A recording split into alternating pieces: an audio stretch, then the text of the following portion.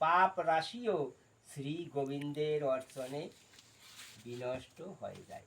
হে বৎস, এই ব্রতে শ্রদ্ধা সহকারে শ্রী জনার্দনের উদ্দেশ্যে স্নান, দান, জপ, কীর্তন ও হোমাদি করলে অক্ষয় ফল লাভ হয়। যারা উপবাস দিনে শ্রীহরির প্রতি ভক্তিভাবে দিন যাপন করেন, তাদের পক্ষে জগতে দুর্লভ বলে আর কিছুই নেই। চন্দ্র ও সূর্য গ্রহণে স্নান করলে যে পুণ্য হয়, এই উপবাসে রাত্রি জাগরণে তার সহস্র গুণ সুকৃতি লাভ হয়। তীর্থে স্নান, দান, জপ, হোম, ধ্যান আদির ফলে যে পুণ্য সঞ্চিত হয়, উত্থান একাদশী না করলে সে সমস্ত নিষ্ফল হয়ে যায়।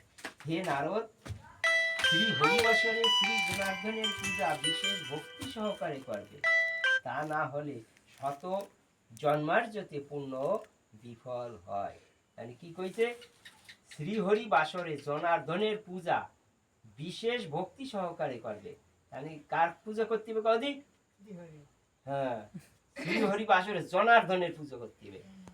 হ্যাঁ, কয়টা বুঝো না জনার্দন